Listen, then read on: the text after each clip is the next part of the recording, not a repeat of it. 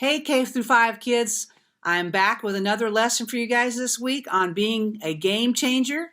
But I just wanted to say how much I enjoyed getting to some of your houses this past week. Unfortunately, I ran out of craft supplies and I had to reorder, so I'll be coming to more of your houses next week to see you, to drop off a craft project you can do, and to take a little video of you. So be sure you're not in your pajamas next week, and be sure that hopefully you'll be wearing shoes because we'll try to do the video outside. That's all I can say, okay? And don't forget to go to my Facebook page because this week I have a jar of M&Ms that you need to count. If you've been playing, there's a jar on my website this week and last week, and you have to guess how many pieces are in the jar.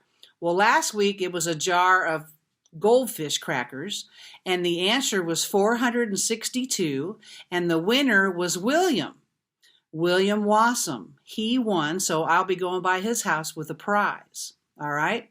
And also, I had a couple of winners last week for the quiz question that I asked, but don't forget to play that game too because I'm coming up with more prizes to come to your houses. So this week in our story's about a guy named Nehemiah. He's trying to get something done, and there are these two really bad guys who have really funny names, and I want you to tell me their names. They kept bullying him and threatening him because they did not want to see the job that he was going to do get done. So be sure to look in your Bibles and see if you can find out their names. And then either text me or messenger me or Facebook me and let me know who they are, okay? Last week, what I have for winners is Emily and Lauren Grabarczyk and Essie Joe Smith guessed the correct answer that Jethro was Moses' father-in-law. So that was the answer I was looking for last week. So this week I'm looking for what were the names of the two really bad guys who kept giving Nehemiah a hard time, okay? So when I say quit, what do you think of when I say quit? Yeah. Sometimes quit is a good thing. Sometimes you have to quit things so you don't get in trouble, or you need to quit being bad in class, or you need to quit tattletaling on your brothers and sisters. So God has some other ideas, though. There are some times when we quit because we just want to give up. We're done. We don't think we can do it. We're tired. But God says when you're on his team, he doesn't want you to quit. And so that's kind of what our story's about today with Nehemiah, because he had a tough task ahead of him. And I don't know if he thought he could finish it, and he really got it done in record time.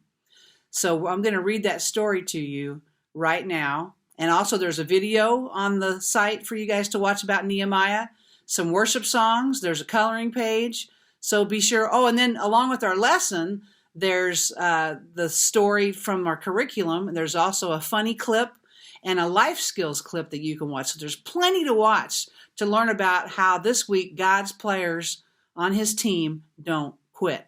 But for now, I'm going to read you the story about Nehemiah, okay? And I've got these 3 pictures here, so you can look at the pictures while I'm reading, okay? Well, this is a true story from the Bible, because that's all we read, right, are true stories. It's about a guy who did not quit even when things got really hard for him. His name was Nehemiah, okay? And as we start our story, he was at the side of a wall, and he was working hard to rebuild this giant wall. You see, he was living in a place called Babylon. Isn't that a weird place, Babylon? So he was living in Babylon, and one day a man from his hometown of Jerusalem came to see him.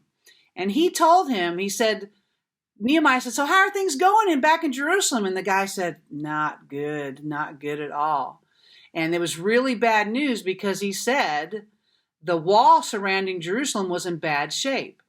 You know why that was bad news? You're thinking, it's just a decorative wall like we have in our backyards. But no, this wall had a really important purpose. This wall protected the city from enemies coming in to attack. So the people in Jerusalem needed help. So Nehemiah got permission to go back home to rebuild the wall. When he got there, man, he couldn't believe it. The wall was crumbling. That was how bad a shape it was in. And he realized, I think maybe when he got there, he thought, I can fix it. It'll take a couple of days. But after he saw it, he realized he was going to have a team, that he couldn't do it alone. So that's what he did. He recruited a team to help him. Now, they were working hard and things were going great, and then some bad things started to happen. Jerusalem's enemies did not like the fact that the wall was being rebuilt, so they came up with their plan to stop Nehemiah and his team from working on the wall. So you know what they did? They sent him messages asking him to come and meet with them.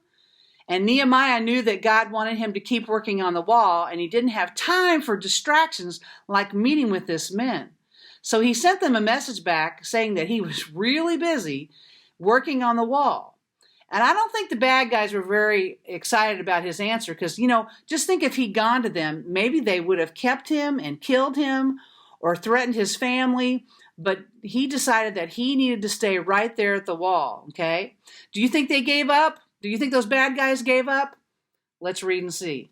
They didn't give up. Matter of fact, they started sending him all kinds of messages. In fact, they sent him 5 messages. They threatened to start spreading lies about him. Then they sent a man to trick him, and he knew the truth. And even though his life was in danger, he decided that he had to keep working on the wall. And no matter how many messages the men sent, Nehemiah knew that God wanted him to finish the wall. He was going to keep working no matter what. He prayed to God and encouraged his team to keep working. Matter of fact, when they worked, some of the guys were working on the wall, while other guys had their knives and their swords out protecting the wall as well. And then every person had a knife or a sword on them because they might have to be ready to fight at a minute's notice. And the cool thing is that nobody quit. They all knew how important it was to get this wall rebuilt. So they did that, and they listened to Nehemiah, and they got that wall done. And you guys, back in Bible times, they didn't have power tools. They didn't have anything of the things we have. They finished that wall all the way around the city in 52 days. You got to think about that. That's a pretty incredible thing. Nehemiah and his team, they knew that on God's team, players don't quit. So they worked really hard to get that wall finished, okay? So again, remember, 2 bad guys. We're looking for 2 bad guys in the story. Really weird names we don't use anymore. But find those names, text me, Facebook me, messenger me, and let me know. And if you get it right, I guarantee you I'll be coming to your house with a small prize, okay? So one last thing to do, just some situation kind of pictures here, asking you what you would do if you were in this situation. So this first one is about a girl named Holly, okay? So you see a picture of what? A volleyball? So she always goes to PE, and she loves Tuesdays because they play volleyball. So her friend, though, is getting frustrated because she keeps missing the ball when it comes to her. So her friend Sarah walks to the corner of the gym and puts her head down and sits down. Sometimes that's how we feel because we don't feel like we can get something done or we're not very good at something. So the deal is what should Holly do to help her friend? Yeah, she needs to remind her to quit trying. Tell her she won't get any better unless she practices. And the big thing is tell her to focus on having fun because it's just PE class. It's not like they're going to be handing out medals at the end of the period, okay? So she just needs to have fun. When we see that our friends are tempted to quit, we can help them by encouraging them to not give up. Okay, here's the next one. This is about a baseball team. I know a bunch of you guys and girls like to play baseball or softball. So Jeffrey's baseball team is playing the only undefeated team in the league. His team feels like they can't win. Even the coach thinks it's a long shot, but Jeffrey knows that on God's team, players don't quit.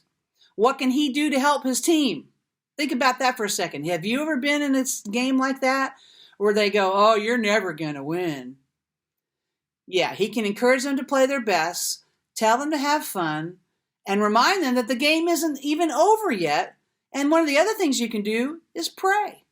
All right? Even when things seem impossible, it's important to not quit and stay positive.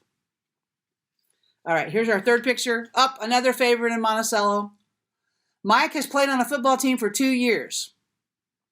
Probably getting pretty good if he's been playing for 2 years. One of his best friends from the team decides to play baseball instead of football. Mike still likes football, but he wants to be on a team with his friend. What could happen if Mike decides to quit the football team? Yeah, he's going to miss football. He could miss out on making new friends and getting better at his skills. You know what? Mike shouldn't quit something just because his friend does. They can still be good friends even though they're going to play different sports. Because you've got time on the weekends and time at school and after school and on breaks. And then, matter of fact, Mike could go watch his friend play baseball and his friend could come watch him play football. So don't give up. Don't quit on a team. Stay with your team and work it through and continue to be a part of that team. And here's our last one. It's a soccer ball. Sasha begged her parents to let her play soccer this year. She's had lots of fun with her team so far, but last week she missed a goal at the end of the game. Have you ever done that? Missed a goal? I've missed a basket. I've struck out before. I've flied out before. I've done all kinds of things that might have been in a spot to lose a game or not help my team. But here's what happened to her. Some of the other players told her that they lost the game because of her. Is that true? No, it's really not true. Her coach promised her that it wasn't her fault, but she wants to quit. What should she do? Now, the obvious thing to do is what? Don't quit, okay? Remember, everybody makes mistakes, okay? And she should believe her coach, all right? The big thing is everybody makes mistakes. Every Major League Baseball player has struck out before. Michael Jordan misses shots. The golfers don't put the ball in the hole the first time when they're putting. There's all kinds of things that we miss up on and we don't do the right things, but that doesn't mean you just quit, okay? There may be times when we feel like we've failed, but we should listen to people we trust and who care about us, and we should keep moving forward, okay? So big thing this week is don't quit, okay? Stay with it. It's good for you, and life is not easy sometimes, and sometimes we have to do hard things, or sometimes we have to keep working at something even though we don't want to. So don't forget, tell me who the two bad guys are in the story. Check out Facebook to guess on the M&Ms. Look at the videos, dance all over the living room with your moms and dads even. All right? And I'll be visiting some of your houses next week because I ran out of craft supplies. So like I said before, don't be in your pajamas if I haven't been to your house yet, and have some shoes on because I'm probably going to need to take you outside to shoot some video, okay? Have a great week. Enjoy everything about your families, and we'll see you next time. Bye.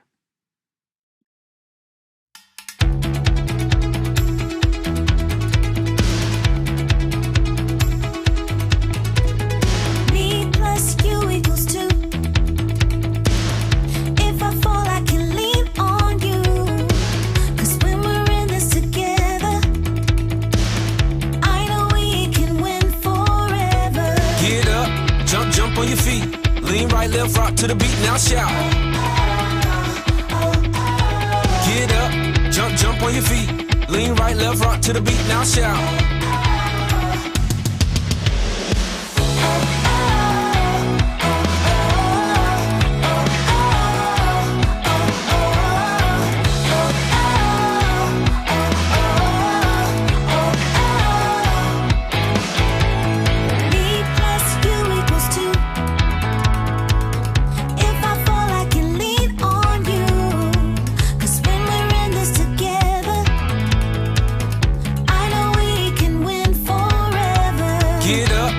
Jump on your feet, lean right, left, rock to the beat, now shout. Get up, jump on your feet, lean right, left, rock to the beat, now shout.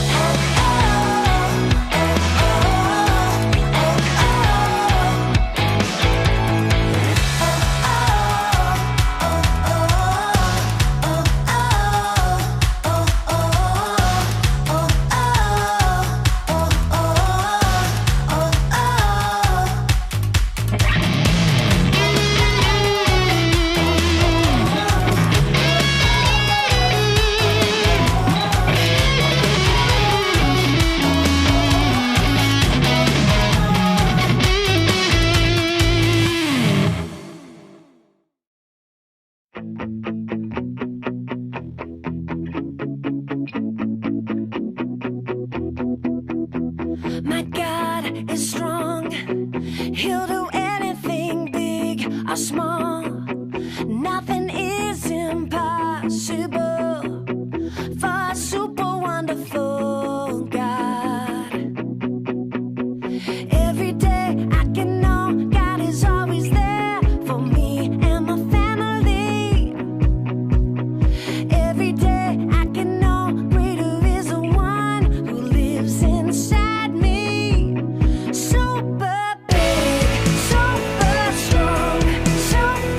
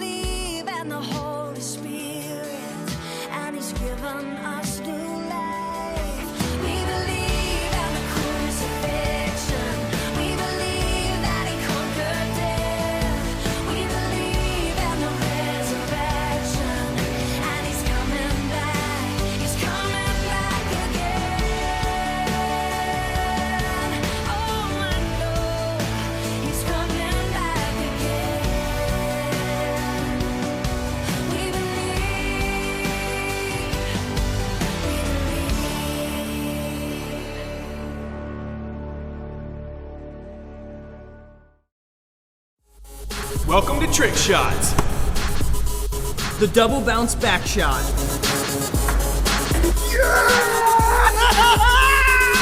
This is the backwards foul shot.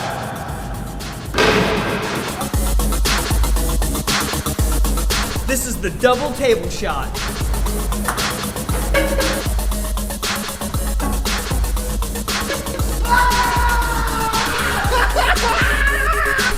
Half court Pringle shot.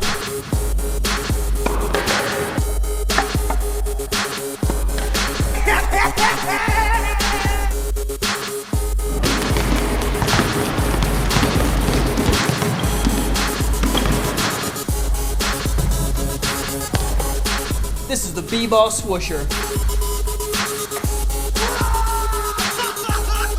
This is rooftop magic.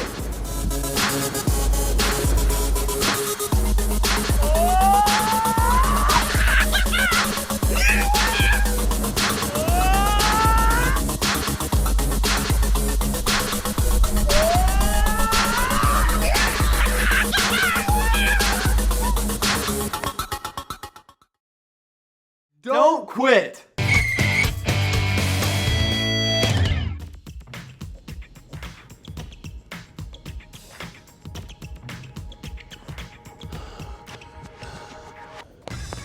Don't quit! You can do it!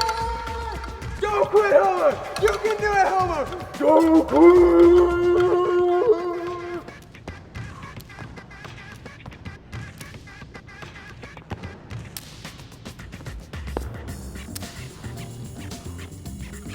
Way to go, Homer! Keep going!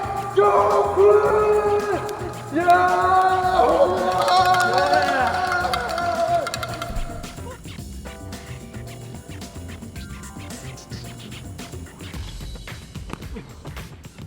Don't quit, Homer! You can do it! You can do it! Don't quit! Yeah! Yeah! Yeah! Don't quit!